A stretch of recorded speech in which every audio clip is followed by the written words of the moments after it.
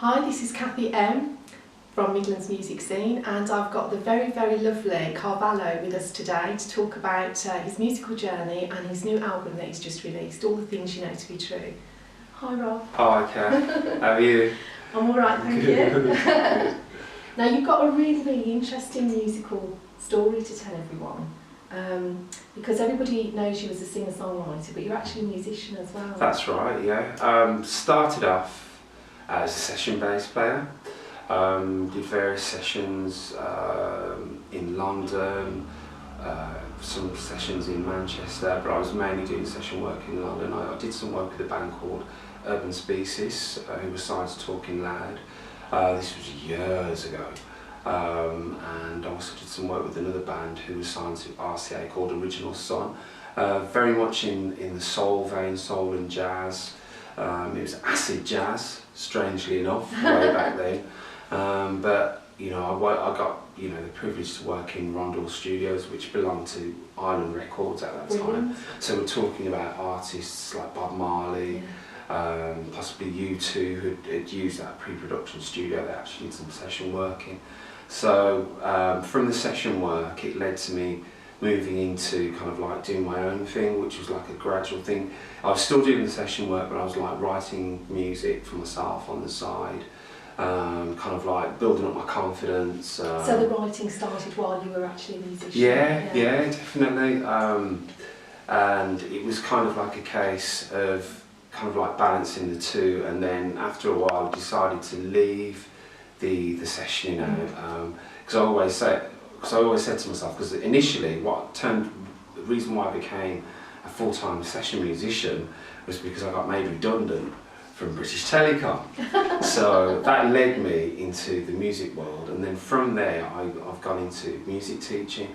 So as I was songwriting, I went to university, did my teaching qualification in music education, as well as I was still writing and everything, at home.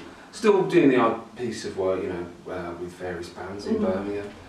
And, through the writing, got my band together in 2005, and we did a lot of gigs around the country, Manchester again, we did festivals, Shambhala, a place, Eastern, I can't remember what it's called off the top of my head, but we did a lot of festivals during that time, and we did some acoustic gigs, but those acoustic gigs were specifically for me to kind of like, just to find out kind of like who my audience is, and also to get a feel. Yeah, exactly, and also to test the water with my songs and see if they can work acoustically, as well as going into the studio, because as you know, with the technology that is available now, you can fix a lot of things. Absolutely. And I've seen you live, so I'd recommend everybody go and see Rob live, 'cause it's absolutely fantastic. Thank you. So as I said, tested the water out with the acoustic band, just myself, percussion player and a guitarist. Have you got a name for the band? Yeah, sure. The band is called The Extended Family, but that was then. And now I'm coming back with it's kind of like a different band, a smaller band, because my band that I had then, it was like an 8-piece. We had brass, drums, percussion, 2, sometimes 3 backing singers. Obviously myself, bass, keys. So it was quite a big band, but this time I'm going to have a smaller unit, he says, of musicians. Probably have 15 people. Really? No, well, I'm looking at 4, but I'm looking actually bringing in some technology to incorporate with the live sound as well, because I want to get what I recorded, I want to hear that on stage as well.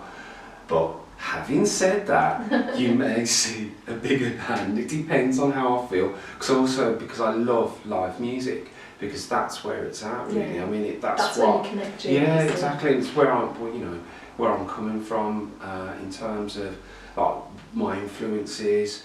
When I was growing up, I heard bands like the Temptations, like Motown stuff, and then the reggae side, Bob Marley, Burning Spear. Too numerous to mention. Jazz-wise, looking at Miles Davis, John Coltrane, Present day, I'm really feeling a single called Bilal from the States. I like Erykah Badu. I like how she's able to kind of like change with the time, so to speak, because everything she does, it's like a combination of the past with the future, and that's how I kind of like see myself, bringing my influences, what I had when I was growing up, but using, you know, digital, using the now, you know, to represent the sound that I've got. So how do you actually go about producing your music, and you know, do the lyrics come first to influence you, or is it the you know, something playing in your mind that starts gosh, it off? oh wow, I mean it's really, that's a great question, because I moved house in April. I don't know if this is relevant. It's relevant to me, so I'm going to say this. Well, music is all about your life, isn't it? Exactly. So, moved house in April, and I haven't been able to build my studio, but I'm in the process of building it. But it's been frustrating, but it's also been a blessing, because what I've been doing, I've just been writing. No music, just writing constant, you know, lyrics. Because when I was at school, I used to write a lot of poetry, and I'm assuming that goes for a lot of singer-songwriters. And you know, they read a lot, and I read a lot as well. But you know, as I said, I've been creating a lot of catalogue of just interesting lyrics, because I'm trying to steer myself away from the lover man of soul, because there's enough of that in R&B, and it's been played out, and there's nothing wrong with it, because everything has its place. But I'm trying to come with something just a little bit more, you know, different, from a different angle in terms of the songwriting side of it. In terms of the music, the grounding is soul. That's the foundation.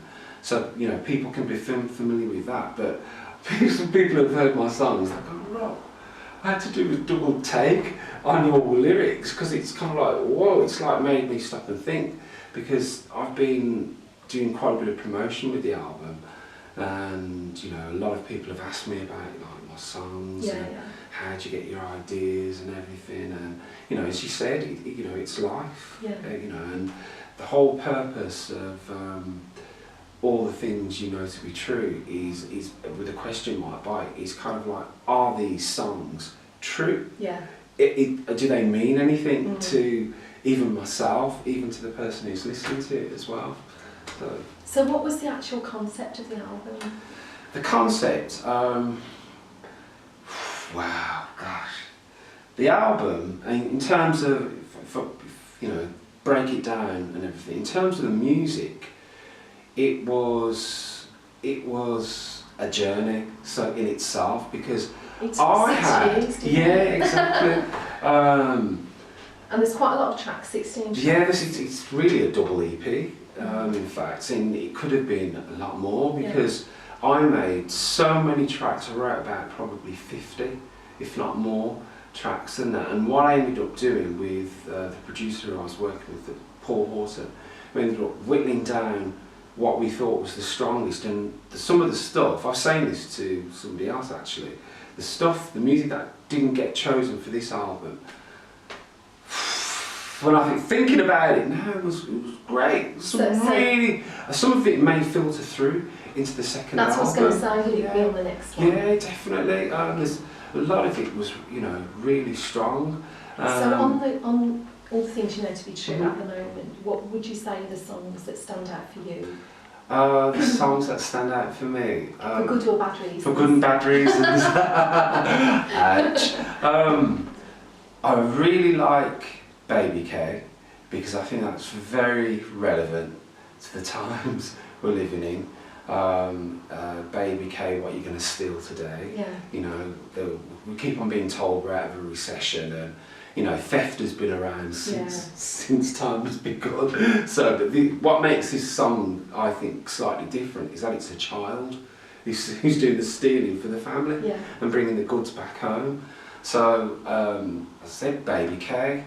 Second track is Sin and Shame, which is the first track on the album, because, you know, people have got their different opinions on what sin is, and obviously shame is basically what it is.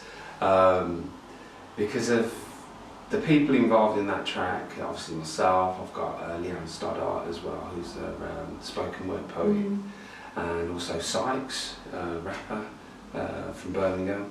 But it's the combination of our three personalities. It's almost like a comedy, and I've had a lot of positive feedback about the joke at the introduction. It's really, it draws people in, and it kind of like sets the scene for the rest of the album. Wicked intense. I've got to listen to the rest of these. But yeah, so Baby Kate and Sin and Shame are my two favourites. Okay. Now, you've got your guitar here with you today. Yeah. Would you like to do something for us? Yeah, I'm going to actually do an improvisation. I'm going to make something up on the spot like the rappers We are do. so blessed today.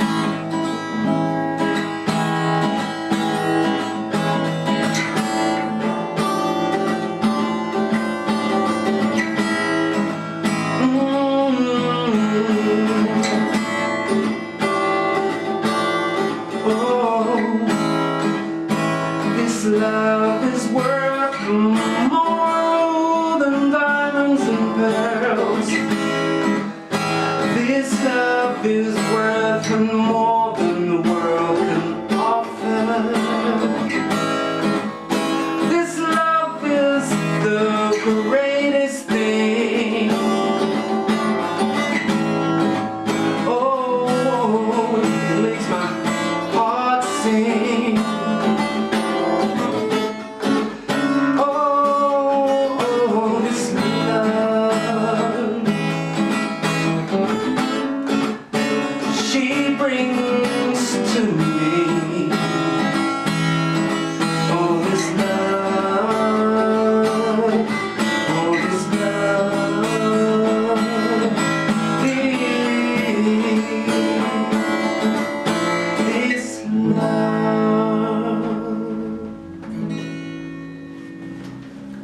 Wow. That was amazing. So, tell us a little bit about that. What was going through your mind when you thought about that? Just love. The world needs it. It's kind of like, you mentioned my present album, All the Things You Know to Be True. The album is quite antagonising, even though it's been not written blatantly like that way. But I think my second album now, I think, I've spoken to, some friends of mine. I remember on keyboard player in the band about a couple of years ago, Jason Estridge was saying that the world needs love, and it does. It's love and it's respect as well. Well, your fellow music human beings. mirrors, and it's a fusion of lots of different cultures and styles. Yeah. So I mean, if we all went along down that road, what a wonderful world it would be. Well, it's as I said, I think it's about being open and to everything. I mean, on my album, I've got a track called Folks, and that incorporates. There's a tabla player by the name of Mendy. I don't know if you've heard of him at all, but he's classically trained, tablas, and he did some tablas on my album, and what he gave me was a traditional Indian classical vibe, and what I put on top of it shocked him because he wasn't expecting it. What I put on top of it was my thing, was the soul thing, and then he explained to me what that tabla pattern was, and he was saying that's Indian classical. So for me to put that on top of that, it was like, whoa, the two weren't supposed to go together, but it did. Now, talking about collabs, Yeah. you've got some big collabs coming up, haven't you? Some interesting collabs. Yeah. I've been. Cut a long story short, I had a release in South Africa. Yeah, I was going to mention that. Yeah, about. Has it sold 19,000? That's correct. Yeah, copies? of my Amazing. of Loving You. It was a remix, and ever since that, I've had other DJs from South Africa who've actually, requested me to sing on their tracks and stuff. So I've had quite a few releases down there. And that's a territory that I do need to explore more, because, you know, from that it's led, you know, as I said, it's led to other collaborations. Got some, I've got a release coming out, I believe, this month, a track called Come Back, which I will send to you. It's a house track, and it's been released by a Brazilian soul crew who are based in, obviously, Brazil and Sao Paulo, and I've done some work with them as well.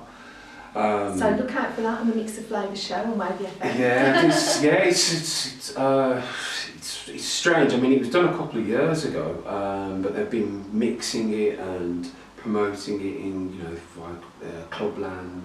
As I said, it's a house track. So yeah, I mean, it's a new world for me, because the dance scene wasn't something that I actually felt I wanted to venture into. But when I heard some of the tracks that was being sent, I was thinking, man, I've got to jump on this. So you just were feeling it? And yeah, exactly. It's just developed from there. Yeah, that's brilliant. yeah. Now, the EP that you're going to be releasing, that's another change again, isn't it? Yeah. 'Cause it's going to have Brazilian influences. That's right, yeah. How did that come about? That came about because about 5 years ago, I went to Bahia with my family in Brazil, Salvador, and I'd already, because growing up again, I already heard a lot of Brazilian music. That was always, you know, in the house through various members of the family. I heard person who recently just died was George Duke, famous jazz keyboard player, and he did an album called Brazilian Love Affair. So I grew up hearing that, and various sort of artists like Sergio Mendes, up until now, Oladum, who I heard when I was out in Salvador, but also I heard them before. But that, I just thought to myself, because I'm quite a rhythmic person as well, I need to get this stuff out.